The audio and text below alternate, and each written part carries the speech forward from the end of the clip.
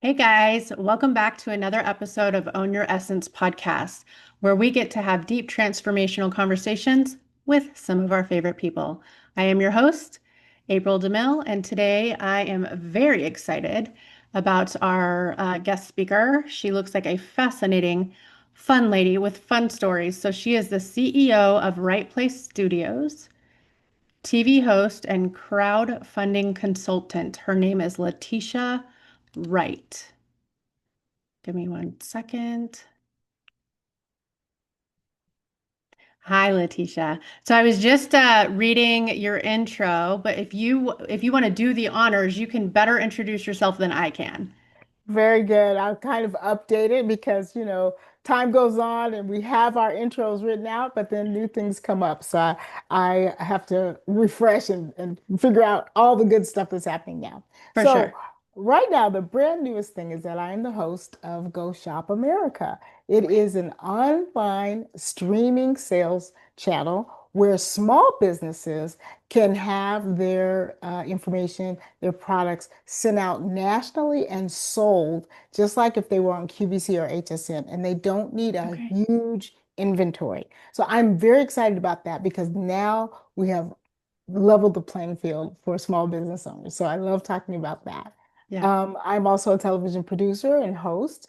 I produced the Right Place TV show for 25 years now, and started out on cable access. A lot of youngins don't know what that is, but started out on cable access and was able to, take it to national. Now I have my own Roku, Amazon, and Apple TV channels, and so we air there. Um, I teach a lot about fundraising. This is another side of me, fundraising using crowdfunding methods. And so there are a lot of different ways to raise money. Crowdfunding is just one of them. And so for entrepreneurs that are interested in that, uh, I teach how you do that. So I have kind of I like to pivot a lot, and I like to do the things I like to do. I'm really not into not doing what I don't want to do.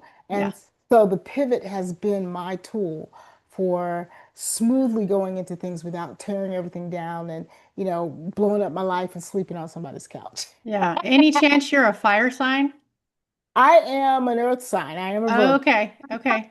But I but I have a lot of Leos in my family. I believe they are okay. fire signs. They My are. mother, my father, my sister, my paternal grandfather, my daughter. I have been lion taming my entire life. So For I sure.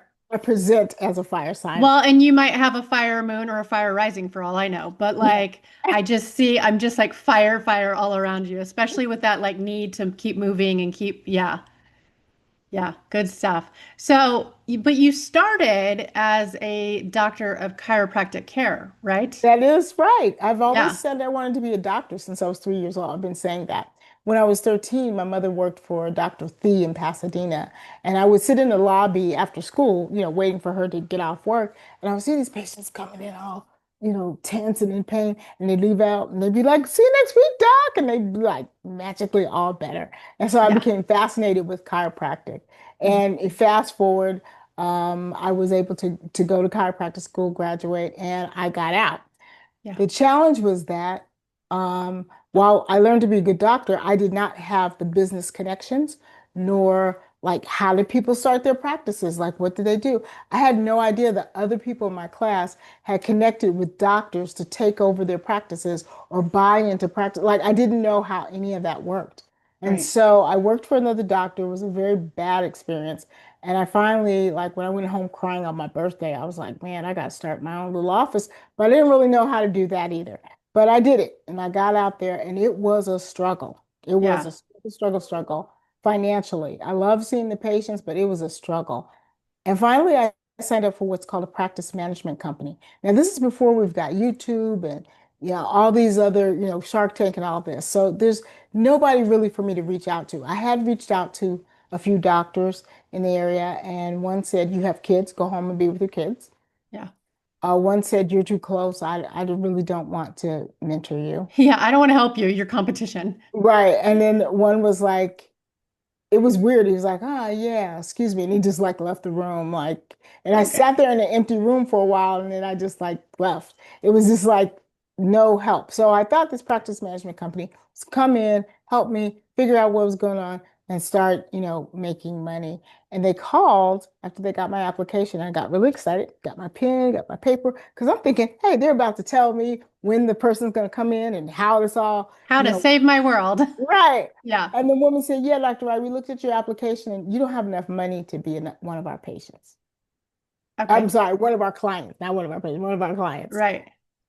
So I was devastated. So I was like, I don't know what to do. So I came up with this idea. At the time, you could have a local TV show on cable. I thought, maybe if I have a health show, people know who I am and it would make people come in. And so I started doing the health show. And yeah, people knew who I was, but I was out there networking. So people kind of already knew who I was. It didn't bring in more patients, but I thought, gosh, this television production, I really love this and I'm really like naturally good at it. And so when I got sponsorships from Southern California Edison, I was like, oh, this is a business. This is a business. And I was Yeah. like, I like this business. Yeah. So I sat my family down and I said, look, I want to close the practice. I know I said I want to be a doctor my whole life, but the struggle is making me tired. I want to start doing this TV show thing. I just got this one check, but I know I can make it into more. And my family was very quiet. Now, my family is very, very supportive. Like, they will cheer you on. I have a cousin who's a judge in Los Angeles. And when the elders get together, they all take the train down to go sit in her court and watch her. And then on her Oh, break, she'll give them a little tour, but they feel like that's support. Like, my yeah. family is supportive. So everybody's really quiet. I don't know if they thought I was having a mental breakdown or what. They were just really quiet about it. Yeah. They're like, okay, no response, no reaction. Okay. So I closed my practice and I started doing TV and I started making money and I started traveling. And that thing was in the black in about 2 years. Like there was money to do what I needed to do. And I pushed it out, and I've been doing it ever since. And so it's been awesome. It's been great. And that's where my television production came in. I was able to do 4 films. One of them had Brian Tracy in them as a main person, and I got to direct that film.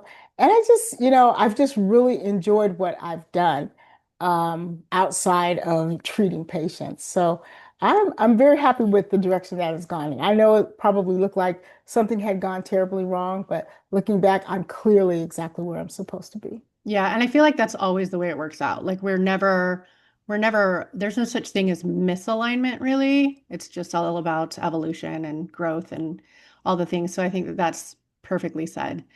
So do you still treat patients? Like, did you keep your licenses active? Like, are you just I kind of do like, have my license active, but I do not treat patients. I okay, just I haven't had time, yeah. not even to drop into somebody You're else's like, clinic. so much success has So got me much success. busy. I'm Yes. so busy. So, I love that. I I love the patients. I really do appreciate the patients that I had. But it wasn't enough to keep the clinic going. And so, I had to kind of make a choice. So, what do you think was the most challenging part about making that choice? Like when you had to have that powwow with yourself and that, like, okay, I definitely have to close this practice and I definitely have to shift into this other thing. Was there any like moment that stood out really loud that was like, this was probably one of the most challenging pieces of this shift? I think just saying goodbye to the patients that I really loved Okay. caring for. Yeah. And yeah, and then just I was sort of bracing myself for a response from my family because this is what I wanted to do my whole life. And so literally what I said I was going to be, and I grew up to be that. And they were just quietly supportive. They weren't like, oh my God, you're closing a practice, but they were like, oh great, you're doing TV. Like I don't think they knew Yeah. what I was doing when I was talking about TV.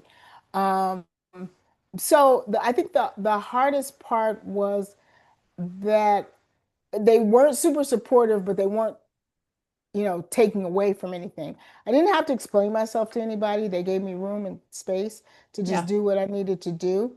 But at least I didn't have that financial drain of the practice. Right. And I think the hardest part was just I would really miss the patients. Yeah, and I can imagine that that's true because I've worked in the medical field too and gotten the opportunity of growing with some families and I they become your family, they become your world as well, and it's you love them all so much, and then it's like you want to be excited about your big momentous happenings, but also there's so much love there, and it's got to be hard. Yeah, yeah. So I think that was the hardest part because by the time I gotten to that point, I was really very exhausted in the doctor role and just feeling the weight of failure of that. I was just like ready to put it down Yeah. and ready to make that pivot. And I could see, I had plans, I could see what television could be for me, and that's what it turned out for me. So, but you're still doing the TV stuff right now, I'm right? still doing the TV stuff right now. I still have my own show. I host a couple of channels for other people. People want to build their own channels. I have a place for them to be on Roku, on Amazon Fire TV, on Apple TV if they wish.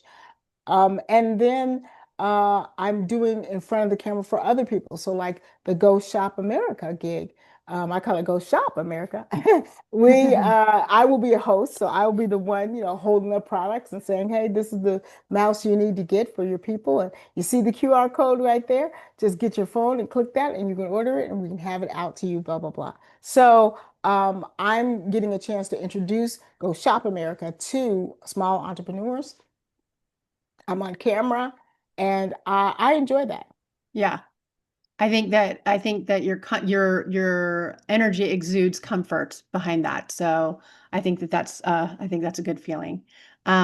So in the midst of these changes, you also kind of broke into the world of crowdfunding. How did Yes. that take place?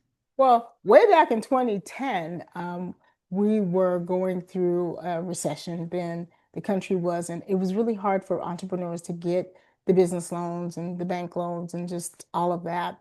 And I saw crowdfunding as an alternative. It was just emerging.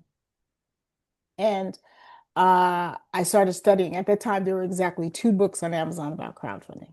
And Okay. I bought those two books and I studied them and I started looking around for other resources. And I called 10, I called more than 10 friends, but I got 10 friends who had businesses. And I said, look, I'm doing this thing called crowdfunding. I'd like to use your business and raise money for you. And I explained to them what it was. I said, you trust me, I'm not in here to rip you off, but I'm just starting this. So I don't know how it's going to work out. Are you cool with it? And I had 10 friends that said yes. 6 went well, raised money, did all the things. I took all the notes, like the doctor I am, took all the notes, how it worked, how it really worked in the real world as opposed to someone just teaching you who had never done it. Because I got to the point where I could sit in on somebody else's class and go, yeah, they've never crowdfunded because they're talking about stuff that is in make-believe land. It's not, it doesn't happen in real life. Right. And four of them crashed and burned so hard you can still see the smoke. So it's just, it just, I learned from it. Okay, this is what went wrong. This is, I can't do it without the participation of the owner. If the owner's like, I'm too busy, can't give you this information, can't do this, can't do that, it doesn't work.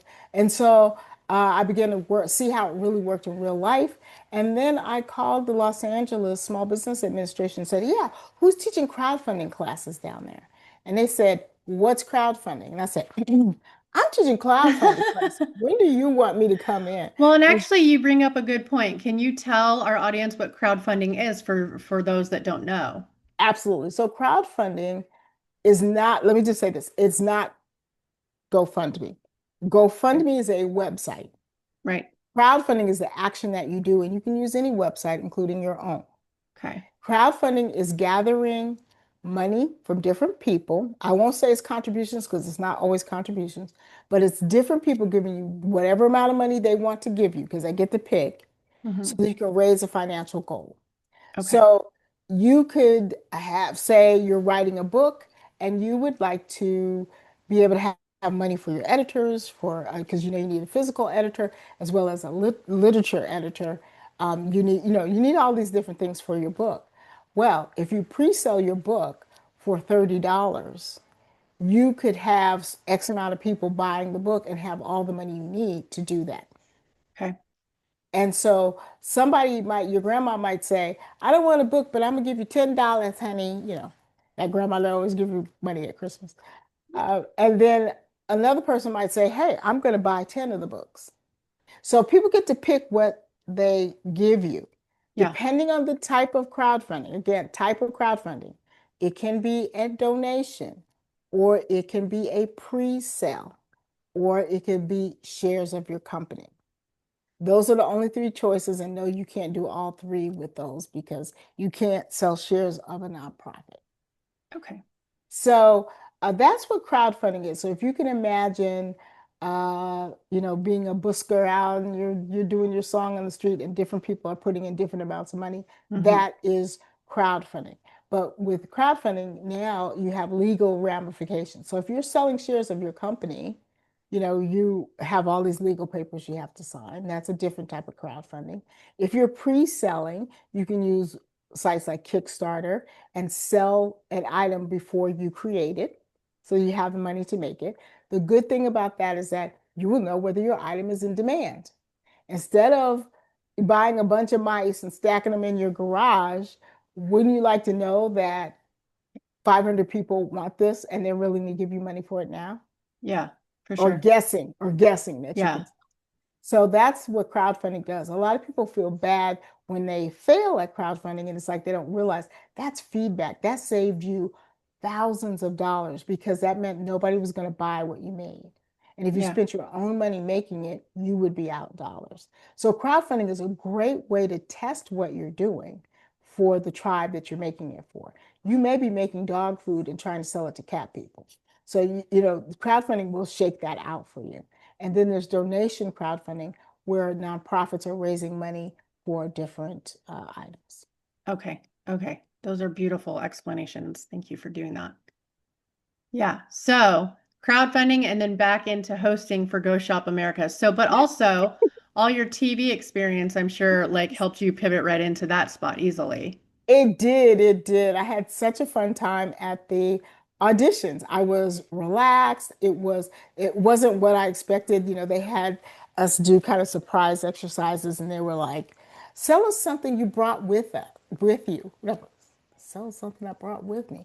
The only thing I had brought with me is that I have a pair of travel shoes that I like to wear. But when I got to the audition, I just, changed into the shoes that were going to go with my outfit. So that was the only thing I had. So I like pull the shoe up and I started talking about it. Blah, blah, blah, blah, with this shoe. But it was kind of fun. It was just really fun. And they had a wrangler there. I'll call her a wrangler. She sat with us. She explained the process. She was really fun and nice. She answered all the questions.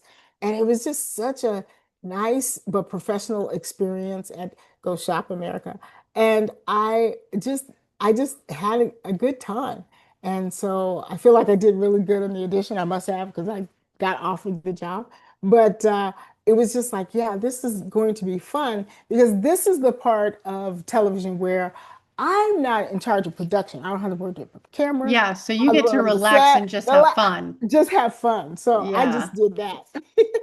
So actually, I'm gonna backstep a little bit. Do you on your TV show when you're producing it, what kind of shows are you producing? I know you said you put them out to what Roku and stuff like that, Apple, stuff like that. But what kind of content are you actually putting out there? I've been producing my show called The Right Place for the last 25 years. And Okay. it is a talk show with high-end business people Okay. to educate entrepreneurs who are just getting started. This is the Ah, information I couldn't find. So okay. I've had some old names on there, Mark Victor Hansen, just a lot of older people have been out there in business, talk about sales, talk about how you set up a business, how do you become successful, how does all this work? And they were really great about giving me interviews. I even went to Malaysia when I was in business school in Malaysia. I was able to interview some of the top Malaysian business people, very wealthy, very successful people, and get a worldview of business too. Okay. So they're mostly the talk show end of things. The films that I made were really motivational. One is called Head Ladies in Charge, and what it was is women telling their story, telling their story, and we compiled it into a whole film. And one woman talks about how she had, you know, wanted to marry young. She said her father didn't want her to get married. Her father cried, but he was afraid that if he said no, that they would mess around and she would get pregnant and they'd have to get married. So he Yeah. agreed, but she said her father just cried, when she left because he wanted more for her, and she wound up in an abusive relationship. And Man. she had these kids, and she had no refrigerator. I mean, she had nothing in her refrigerator. And she tells a story about her child saying, "Mom, I want an apple." Her baby was hungry. "I want an apple." And she had nothing in the refrigerator. And, she was like, "What? Shut up." And she just thought, I, I got to do better for my family. And this one young woman went out and, walked, in the snow, whatever, to get a job, get training. And now, fast forward, she's a retired judge. Oh, Then this wow. woman did some incredible things with her life, and she talked about that. A friend of mine, Letitia, her name happens to be Letitia Nicole Beatty, she told the story of how she was sexually abused as a child by the babysitter's children. Ugh, And she couldn't say anything because her mother had to, drop her off there, you know, every day. And just the torture that she went through. Another friend of mine, an older woman who was she has a lot of brothers and sisters. They were all split up into foster care. And this is way back in like the 50s, 60s, 50s. She was in foster care, and how uh-huh. she was being abused and how overcame that. And just some fantastic stories. And the best stories are after the women would film with me, and I'd say, "Okay, break," then they're like, "Oh, thank God." They would tell me their stories that were happening to them as they were on their way to doing the shoot with me. One woman, her entire luggage was gone. She was a plus size woman, and she figured out a way to get to the mall, get her some clothes. She showed up cute. I would have never known she didn't have her luggage, but literally the clothes on her back were the clothes she had. She Yeah. showed up cute. She was able to get to the mall, find some clothes, change, do what she had to do, get to the shoot, and get on time and shoot. Never would have known that prior to the shoot. She tells me this afterwards. So she's like, "Yeah, I gotta go back to the airport and kind of figure out what the what is." Okay, good luck with that. Wow, you did an amazing job. Another woman came and she did an amazing job on her story. And then we say cut, and everybody kind of relaxes. And she says, was it really good? Is it really okay?" I said, "You did excellent." She said, "Okay." Because when I walked out of the door today to come here, my daughter, 16-year-old daughter, just told me she was pregnant. This Yeah. woman had all this stuff going in her mind, and she still came and Yeah. told the story to help other women. And just a little behind the scenes story. There was one woman there, and we're still friends today. Still keep in touch with Felicia. It was the kind of hotel where they have an atrium. I don't want to say the name, but they have an atrium, and you can see the river and the breakfast and everything down there. It was that Yeah. kind of. And so my sister and I were just out early in the morning, just sitting, you know, breathing in the air. And I was like, "Wow, it is so incredibly peaceful today." And she goes, "I know, the atmosphere is just different." And we looked down, and it's 5 in the morning. The only person in the thing is this one woman sitting there. Her back is to us, so we can't see her face. We don't know who she is. But I said, "This is coming from her." And it turns out she was one of the women that were going to be in the show. She had to get dropped off early because her sister had to go to work or something. Her sister's like, I got to drop you off at 5 and, deal with your life yourself." And so she said, "I just sat there and meditated because the breakfast wasn't, nothing was open." And she was just meditating. And I'm going to tell you, she changed the entire atmosphere of the hotel. And Yeah. we knew it was her. That's And good. so just the behind the scenes stories of making that film were just amazing. So yeah, I Yeah. love. So, because then you get to have experiences with all these amazing and very strong women. That's and so do you go home at night and feel very touched and very I assume very filled? Yeah, very I moved. do. Very Yeah. moved, very touched, very filmed. The stories of where they've been compared to where they are. And now the lady who has the grandbaby, everything, everything has worked out well. Her daughter has made a bounce back and, back in school and doing all the things she should do. And just, to watch them grow over the years is just absolutely amazing. So these are the shows that newbies like us, like newbies like me, people that are starting businesses and doing all the things, we need to come watch your channel to hear the words of wisdom from all of the gurus that have been doing this for a while. Absolutely. Some of Okay. them are very old school, but I try to focus on principles and not strategies. So Okay. something that you hear from somebody that is an old show of mine will still work for you because we're not telling you to use ABC and this AI and all of this. It is the principles. If you can work on principles, principles do not change. The forms change, but the principles don't change. So that is the main thing. And that's why you can look at an old book that's talking about something called a Rolodex, which most of you don't even know what a Rolodex I know even. what that is. Okay. But you know what I'm saying? You talk to some people that Right. are like, get your Rolodex. They're like, what are you talking about? Yeah. Yeah. So, but it's the principle of staying in touch with the people in there and Yeah. making sure that you're going through your Rolodex and say, hey, we haven't talked in 6 months. How are you doing? What's going on? You Yeah. can't wait till you need something from them to call them. Yeah. I would agree with that. Networking is pretty important. Um, so what do you have to offer when it comes to um how you've maintained your confidence like through every single pivot? Because there were moments for sure that had to have entered your life of doubt and fears and all that, but how have you been able to maintain that confidence just moving through all of this? One thing is that you don't need to expect to be confident in every pivot that you take.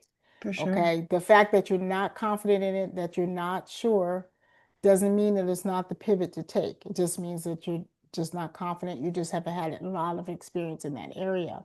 Yeah. Now, at my big old age, a lot of this stuff is the same problem that was this size, only it's this size. And so you take the same thing that you did to solve it and expand it, and you have to solve it. Once you've had a TV show or a podcast like what we're doing now, after 2.5 years, every problem that you can have with the podcast, you've already had. The next time you have a problem, it's a magnification of it. I mean, I remember the first time one person didn't show up. Hmm. Okay. I talked through the segment and I was brilliant. Awesome.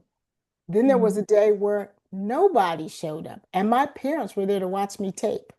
I Oh almost had no. a nervous breakdown, And my father said, well, let me take you to lunch. He was like, oh my God, what's happening to this girl? And then he Yeah. was like, your tire looks flat. You want me to buy you a tire? He was just like trying to find anything to, Yeah. get me back on.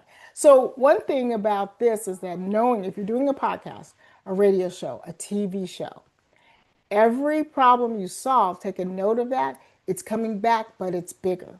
Hmm. So Hmm. when nobody shows up for the show, guess what? I can sit in my chair and I can entertain you for 30 minutes because I've had Totally. to do it before. Totally. And so remember, you'll get the problem in a small, you'll think it's an inconvenience. It'll feel like inconvenience or something. Take a note of that because that is going to expand one day and you already have the nugget to solve it. You don't have to be thrown off at all. Yeah, I love that. I've definitely experienced some of that already with my podcast, like guests not showing up, trying to luckily I have pre-recorded sessions, so I already went into it with the mindset of let me pre-record some stuff just in case those moments happen, because they will happen. And so I have had that on my back burner, kind of just sitting there for what ifs and just in case and all the things, but also if I need to show up and just shoot the shit for 20 minutes, totally will do that. And plus it gives your audience a great opportunity to connect with you as opposed to, all the guests that are coming in and stuff too. So I love that. That's a great idea. Yeah. Yeah. No, yeah, for sure. So what do you think would be outside of that, like some of the best advice that you've ever been given about starting over? Well, the thing is, with the pivot, you don't start over, you start up. So what you do is Okay. you take everything that I learned becoming a doctor, that whole process was a process. So I learned how strong I was, okay? Yeah. And everything that you've learned, when you want to pivot, you take that as the base of your pivot. You don't start over and throw that out. Everything that you've learned there can help you not start at the bottom. Now you're starting here because Yeah. you've got all this experience, you've got all this knowledge, you can incorporate that and pivot it, change it to what you're working on right now. So it's not starting over, it's starting up. Bring everything with you and use it. Yeah. Yeah, I would say that that's pretty fabulous advice because nothing, you get to incorporate all those little pieces together. And then Yeah. make you you, make you unique. And then you don't Yeah. have to sound like, sometimes we get a mentor and then we sound just like them. Why? Because you have nothing of your own. You didn't bring all this other stuff in. Now you can have a mentor and sound like yourself. Yeah. Okay. So when it comes to crowdfunding, um, how would somebody know that maybe their idea is ready for crowdfunding? Like, is there, There's do they? no, yeah, there's no like, is it ready for crowdfunding? Here's what it is. Because you Okay. can crowdfund at different stages. Okay. And depending on the type of crowdfunding you're doing, you can crowdfund a product before it's finished. Okay. I would recommend it because you want to make sure somebody wants to buy it. Yeah, because it's like fishing. You just got to kind of see who's going to bite and see, what your audience is. Yeah, that makes See what your sense. audience is for sure. And the Yeah. people that you see on Kickstarter that, oh, they raised all their money in one day, that wasn't their first day doing that. They've been crowdfunding projects every year for the last 10 years. They Yeah. have a tribe to go to. So until you build a tribe like that, there's nothing wrong with crowdfunding every year and trying something new. And then Yeah. bringing the tribe that you gathered before with the next thing. Yeah. Okay. So it's Um, not about being ready. It's just about understanding which type of crowdfunding you want to do. Are you doing a pre-sale or are you selling shares of your company? yeah. Okay. Different directions, different strokes for different folks kind of thing. Mhm. So how would you say that with all the seasons of change that you've been through, how would you say that you've handled the things that didn't go as planned? I think I handle them pretty well. I tend to be a little bit of, and I don't know exactly where this developed, but I like when I'm ending something, I'm already really starting something else. So I'm really clear about what my next step is. Um, and I don't really kind of let go of things until I understand exactly where I'm going, or whatever. I recently had a move, a big household move, big household change, and it's been a year. Like I felt a little bit in limbo, and so I just let it be that, and Yeah. just like trying this and like, okay, that's what I used to do. I'm not going to be doing that anymore. Hmm. And it brought me and able to be really clear so that when opportunities like Go Shop America came along, I was like, yeah, this is it. So one of the things is that you do have to let go and make room on your plate for things. Yeah. You may feel a little bit limbo. You may feel like you're not doing anything. You're right calibrating yourself. You're Hmm. preparing for the next thing. But if there's no room on your plate for the next thing, because every minute of your day is already used up. Yeah. And I would agree with that too, because there is such a thing as like an integration phase where you feel like you actually will feel like you're stuck or doing nothing, non-productive. You're like, what is happening? That in between this step and this step. And it feels sometimes really yucky. It's not always fun to be in that place of limbo, but that's where that integration phase is so important because you are actually making the space to move bigger To move things on. through. Yeah. And it's so important because I like to be productive. I like to feel like, hey, I'm doing this and that and this, that. It is uncomfortable if you're used to really being a productive person, Yes. Yeah. but you've got to take that time because when I sat down and finally said, well, what do you want? And I Yeah. said, you know what? I want to be in front of the camera more. Well, I got two big offers to be in front of the camera. And it was Yeah. like, wow, all I had to do was really admit Get that clear I on what you didn't, wanted. yeah, I didn't Yeah. want to do this other stuff anymore, and now I want to do this. Yeah, I agree that getting clear is so important, but I also know it can be uncomfortable if you're not friends with yourself. Those in between moments, if you are not friends with yourself and you can't sit in the discomfort or the stillness and do that inner work like that, it makes it that much harder. You have It to be friends with does. yourself.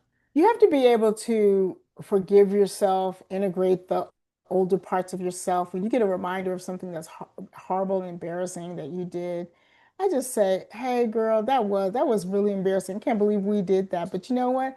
We didn't know any better at that time, and that's Right. that's the best we could do. and Right. I love you, I forgive you, and that's all it is. You kind of have to parent yourself. Yeah, Yeah. we've all done dumb stuff, we've all done stupid stuff. Well, and we're We've not those all done. versions of ourselves And we're not anymore those anyway. persons. Yeah. Yeah, we're not Yeah. that person anymore. But when it comes back to your mind, instead of wincing and feeling that pain and going, ooh, let me think about something else, just take a minute to just give yourself, a little butterfly hug and say, girl, that was the best we could do. And you know what? We still rocked it. It's all okay. It's all good. Yep. Yep. Absolutely. I would agree with that one too. Um, I was gonna ask you, where did I hold on one second? Oh, I was gonna ask you, are there common mistakes that people make when like raising funds or crowdfunding? Absolutely. The biggest mistake is they don't market enough. Okay, People really, this is where they're overconfident. I've got 500 people on my email. I can just send to them, I'm fine. Baby, no. You need to market, market, market. I don't care how big your name is. If you don't let people know this is what you're doing, they won't know. It won't just fall into your hands. for sure. And I have clients that like to cut corners and they'll say, well, I'll do the marketing. I'm not going to pay you to do the marketing. Okay. No emails, no ads, no nothing. Hmm. And it doesn't do well. Hmm. Marketing, there's money you need to market. You can raise about $5,000 on Facebook. I have a little strategy to do that you don't need any marketing for, but you still got to work it every day. You Hmm. can't, you can't. Uh, but if you're going to raise more than $5,000, you have to have a marketing budget. And most people think they're just going to post it up there and people are going to come. Well, so and so did it and they raised $10,000. Yes, so and so's house burned down to the ground. That's not your situation. So Hmm. you have to be really understanding that this is business and treat it like business. Don't put your business out there and act like it's charity. Give me a donation for me to write my book. Don't Nobody wants to give you a donation to write your book. Now they might buy your book, Right. but they're not going to give you a donation to write your book. Hmm. Okay. So marketing is a key factor. That's the number one factor. Marketing, people don't understand marketing and they don't do any marketing for them. The second thing is that the project is too much. They're raising $1 million because they're going to build the school, dig the well, upgrade the hospital, pay the teachers. They're going to do all this stuff. Just do one thing. Just do one thing. You're going to dig the well, just dig the well. Don't talk about how you're going to give lunches and you're going to do this and you're going to do that. When the story is too big and people don't really know who you are and you do not have a track record, that's too much for them. Right. I don't know you. How are you going to do So all it's that? like too many moving parts right up at the front. Too many moving parts right up in front. That's the other thing that really kills crowdfunding. And then just ghosting your project, putting it up on GoFundMe, and then you go la la la, and you just never do anything. And it's like, dang, nobody's giving me any money. Go figure. So ghosting is definitely S- a bad deal. So I only have one experience with that. I put together a GoFundMe because in the Texas floods over the summer, my mom and my stepdad had lost everything. They lost Oh their my home, goodness. they lost their vehicles. Somehow they didn't die, Thank you. but a Thank lot of God. people did. A lot of people lost Yes. their lives too. And Yes. so I had decided, well, I'm going to put together this GoFundMe. And it just so happened to fall in a 2 week period where I was on vacation from work, right? So I happened to be at home with the space that I wouldn't normally have to push that link. Mhm. And I kid you not, I pushed that link so many times per day, so many days during that time off. And just even doing that all day and sharing it everywhere that I could, we were still only able to raise like $5,000. Not saying that that's nothing. It was a Mhm. huge help for them. But the Mhm. point is, I was on that like all the time, pushing, Mhm. pushing, pushing. And that was, we were able to get. So I Yes. can only imagine how much more effort would be needed to, Absolutely. yeah. I'm in Houston right now, so I'm very much know exactly what floods you're talking about. I know Hmm. here are all the inside stories of things that happened and how people did not get help. They I did am not. so thankful that your parents didn't lose their lives. Yeah, They're still looking for one baby that they can't find out there. So I thank God for that. But remember, you can always crowdfund again. They're still rebuilding. They're still doing things. My family is from Altadena, California. If you guys haven't heard about that, it burned to the ground in oh January. God. And several of my family members were, homeless, burnt out of their house. My sister and my little brother, I kept seeing this story. This one guy was going, "Oh my gosh, the fire came right up to my house and stopped." And so I just prayed for that to happen with my sister and my brother's property. I was like, every time I thought about it, I was like, thank you, God, the fire's just coming up and stopped. And I'm gonna tell you, the house next door to my brother's house burnt down and it stopped right at his house. Like Hmm. just stopped. So I understand tragedy and watching what happened in Texas with that whole flood Hmm. when there should have been some more warnings, but like things just should have gone differently. Yeah, You can crowdfund again. You yeah, can bring it back up again. You would have to have the time, but for you can sure. bring it back up and you can do it again. And you Yeah, could say, thank you for the $5,000. Now they're working on X. Maybe they're working on trying to get a stay. I know everything was washed out, so I don't know if your parents stayed in the area or not, but I'm sure the living situation that they're in is not what they're used to, and they probably need the next step of living situations, or if they need any medical care or something like that. So yes, name one thing specifically that you are trying to take care of in their situation, replay the whole thing, and do it again. And say, yes, yes, we had this past fundraiser, and thank you so much, but this is what we're doing now. This is the situation 6 months, a year later. yeah. This is And the this situation. is good. This is good insight. Like my family specifically was able to bounce back and they were able to recover a lot. And so, but even other people that were in that situation, this is very good insight. And it also just goes to show like how much work it took just to move one link around. So like if you're marketing for anything that you're trying to crowdfund, I can just I can only imagine how much effort Right, that takes. And it right. only worked because I happened to be off work and I could push it all so Push it all much. day, answer people's Yeah. questions, do all Yes. the things that you Yes. do. And that's it. And people do not realize that it does It's a take lot of work. work. Yeah. Like it's a full-time job by itself, which is why they should be paying you to market because that's your Right. job. Like That's I my have job. other things to do. I can't Right. do that part. Right. So, they're usually they're thinking small in terms of, oh, I've got to put out this much to make this happen, but it is leverage. And yeah, you do have to be ready to put in some money when you're really doing something. It is Yeah. not, you have nothing in the game. You won't make a video, won't make a this and that. Did you have a video, by the way? Always have a video, even on GoFundMe if I you can. didn't. I did put a picture of like some of the flood damage, but that's all that I had posted. Mhm. So I didn't do videos, but Okay. I did do the picture. Yeah, definitely do a video. A video is Videos are better. much more, like 95% of people that have videos make more money than everybody else. Okay. So definitely use a video next time.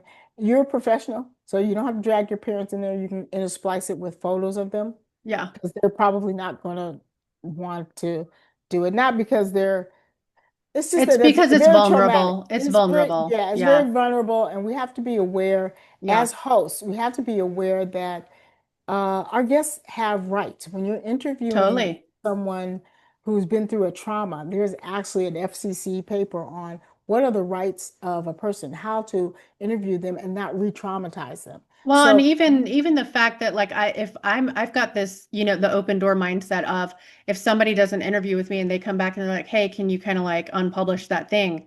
I'm gonna do that. right, right. So, those are the things you think about. But yeah, you're uniquely perfect for a video, and a video is much more effective, much, Yeah. much more effective. Okay. Perfect. That is really good advice. Did we miss anything that you do want to touch base on? No, I think that's it. I mean, I've got so many great changes in the last 24 months, 20 to 24 months, and And I'm very just happy and excited about everything that I'm doing. And so nice to meet you. I know. Nice to meet you. So, okay, then one last question. If you're able to share, no Mhm. pressure, do you have any projects in the works that you want to see happen? Um, I really want to reestablish my philanthropy projects. My Okay. family and I do donations and handouts for people who are unhoused locally. Okay. Okay. And so, in the change of what's going on and people having less resources, we haven't restarted it here in Houston. We still have it going on in California. And so, this fall, as we get into Thanksgiving and just the different things that are happening for people in November. I have an Adopt the Homeless Without Taking Them Home link. I can give it to you later. Yeah. And I would love to be able to really just connect. What we do is I have a gift where I can see homeless people, like I can see them on the street. So one family member drives and I spot, and we have these Ziploc bags. We give them Ziploc bags because keeping your things dry is important to health. We have socks in there. We have toothbrushes and toothpaste. We have hygiene areas. Being able to be clean and be able to keep your feet dry will Yeah. keep you healthier. We put a little bit of money and we put a little food in there. Now, people get really upset. Don't put no money in there. They're going to go booze it up. I've never seen it. I've Well, given, and even if they do, that's not your business. A it's gift not is my it's business. not your business. It's your business is your intention, Mhm. and that's where it stops. That's it. I saw a young girl standing out at Carl's Jr. with a silver blanket on his shoulders. I know what that silver blanket is. And I don't know what she's about to be ready to do to get some food, but I gave her a bag and I said, there's some money in there for you to go get some food. She ran into that Carl's Jr. Now, Yeah. sometimes another reason why we give dollars is because sometimes if they're dirty or they had a hard time, McDonald's is not going to let them walk in and stand there. Nobody's going to let them walk in. But a 7-Eleven or a liquor store that has food will. Yeah. So it gives them options. It's not about, uh, you know, controlling what's going on. Well, It's and just for sometimes relief. maybe they need to do laundry Right. at a laundry where are my words? A Yeah. laundromat. Yeah, Yeah, thank you. absolutely. So it gives them a little bit more things.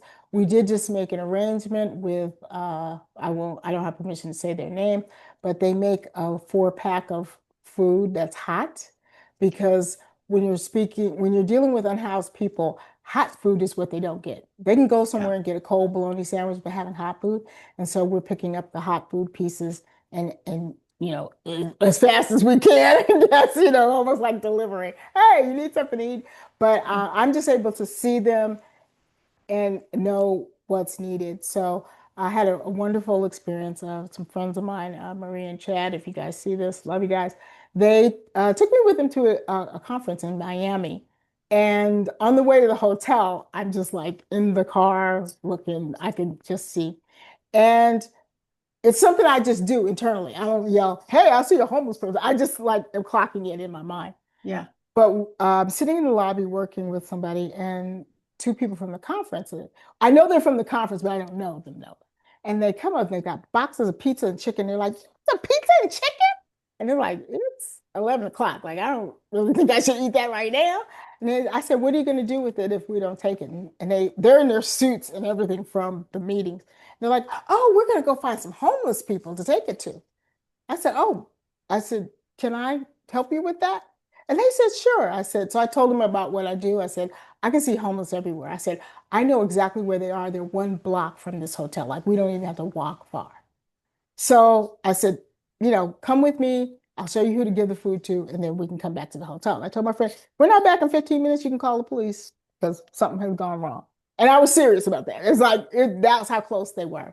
Right. And so I'm walking and they're following me and I'm walking, walking, walking. There's an area of the bridge area of a bridge that Miami has lit and they have artificial grass down there. So clearly they've made it comfortable for someone who's unhoused, unlike some of these bridges where they have jagged rocks or fences. So Yeah. you can't sleep under the bridge. But this place was like clearly like well lit and the city was thinking about them. Right. And I didn't know how far they were behind me because I wasn't paying attention. I was just kind of beeline where I was going. And so I said, "Hi." I said, "We're from the hotel. We have some extra food. And would it be okay if we gave it to you?" And so one lady sat up, she goes, yeah, that guy over there is eating a cold can of beans. So we need some food. I said, okay. And I turned around, they're way behind me, right? I'm like, oh. So then they come up, they're scared. They put it on the floor and scooted towards me. I'm like, so I picked up the box of pizza and I picked up the box of chicken and I walked to the people. I opened it up to show them that it was that. I was pranking them, Yeah. showing that this, and I just handed it to them and I said, okay, God bless, and walk away. That's all I do. I'll ask them their name. I'll ask them what they're doing. I'll ask them how they got there. I'll ask them, do they need Jesus? I Right. just feed them and leave. And so, we went back and the couple was so happy. They were like, and so the next day I'm at the conference. I'm just minding my business, doing what I gotta do. They're like, "Are you the lady that feeds the homeless?" It's like, yeah, yeah, we heard about like the whole conference heard about it. I was cracking up. I was like, okay, all right, whatever. Made But a I name can for see that. yourself. Made a name for myself, but I can see and I can, I worked with a program at schools, an after school program for kids who are at risk of homeless or who are what we call McKinney homeless is when you're staying in a hotel or you're sleeping on grandma's couch. You're not out, but you're not in But you're enough not places. stable either. You're Yeah. not stable either. So I did after school program and we would always feed the kids. And that's the age of where the girls start having, you know, they don't want to eat. And the boys are like, fine. And so I convinced the girls that, oh, you're an entrepreneur. And this is brain food. So this is second lunch. So I got everything in. Finding out most of those kids, that meal was the only meal they had today. I didn't get to the school till 2. And I'm Oh, like, these are brilliant kids. Like, how are you going and so smart and you haven't had anything to eat all day? Just amazing. So sometimes we have leftovers, and I would drive right up on my way home there's a park where there are homeless people, and it's like, hey, I've got extra pizza, and just give it because I just know I don't care where I am in the world, I can see it. And I know the difference between a homeless person and someone who just has a backpack and is just walking to work. I know the difference. So I want to really see that grow. I know that people are really starting to hurt in the United States, and so mhm. I want to do my part. So that's probably the only thing we didn't talk about.